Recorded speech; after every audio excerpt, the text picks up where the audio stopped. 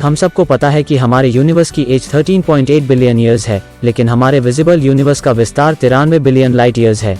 क्या आपने कभी सोचा है कि ऐसा कैसे हो सकता है? क्योंकि अल्बर्ट आइंस्टाइन के मुताबिक यूनिवर्स में कोई भी चीज़ लाइट से ज़्यादा स्पीड से ट्रैवल नहीं कर सकती है।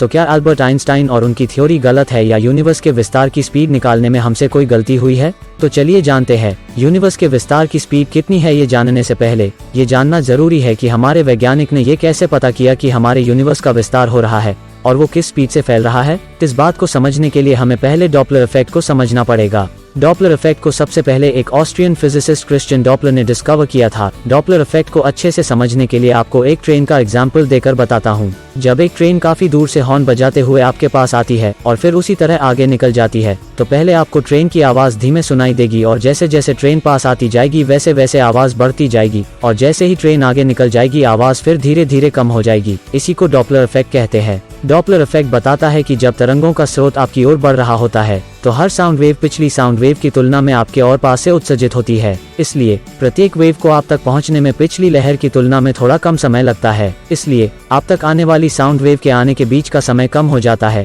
जिससे उसकी फ्रीक्वेंसी में वृद्धि होती है। और जब ट्रेन आगे निकल जाती है तो प्रत्येक वेव पिछली वेव की तुलना में आपसे जाने लगती है। इसलिए लगातार वेव के बीच आगमन का समय बढ़ जाता है और उनकी फ्रीक्वेंसी कम हो जाती है। इसलिए वेव्स फैल जाती हैं और आपको आवाज वापस धीमे होते हुए सुनाई देती है। डॉपलर इफेक्ट सिर्फ साउंड में ही नहीं, लाइट के साथ भी देखने को मिलता है। आपने कभी न कभी प्रिज्म एक्सपेरिमेंट के बारे में जरूर सुना, देखा या किया होगा। प्रिज्म से जब लाइट गुजारी जाती है तब वो 7 कलर्स में बट जाती है, जिसमें से ब्लू कलर की फ्रीक्वेंसी हाई होती है लेकिन वेव लेंथ छोटी होती है, जबकि रेड कलर की फ्रीक्वेंसी लो और वेव लेंथ हाई होती है। ब्रह्मांड के केस में जब दो ऑब्जेक्ट एक दूसरे से दूर जा रहे होते हैं तो उनकी लाइट ब्लू से रेड की तरफ शिफ्ट होती हुई दिखेगी। इसका रीजन है उस ऑब्जेक्ट से निकलने वाली लाइट की फ्रीक्वेंसी लो होती जाती है और वेवलेंथ बढ़ती जाती है। इससे हमें पता चलता है कि ब्रह्मांड में हर चीज एक दूसरे से दूर जा रही है। अब बात करते हैं कि ब्रह्मांड लाइट से भी ज्यादा तेज स्पीड से कैसे फैल रहा है। अल्बर्ट आइंस्टाइन की थियरी ऑफ रिलेटिविटी के अनुसार कोई भी वस्तु प्रकाश के स्पीड के बैरियर को नहीं तोड़ सकती है, तो यूनिवर्स प्रकाश से भी 7 गुना ज्यादा तेजी से कैसे फैल सकता है। लेकिन ये बात 100% सच है। सबसे पहले महान खगोलविद सर एडविन हबल ने यूनिवर्स की रिसर्च करते हुए इस बात को जाना था कि हमारा ब्रह्मांड लाइट से भी ज्यादा तेज स्पीड से फैल रहा है। उनके द्वारा इस बात के खुलासे के बाद सारे दुनिया के सारे खगोलविदों में हलचल मच गई। लेकिन जब इस बात पर और रिसर्च किया गया तो पाया गया कि ब्रह्मांड में मौजूद गैलेक्सीज अपने आप दूर नहीं जा रही है, बल्कि उनके बीच में मौजूद खाली जगह, जिसको हम खाली स्पेस बोलते हैं, जहाँ पर कुछ भी नहीं है, वो फैल रहा है।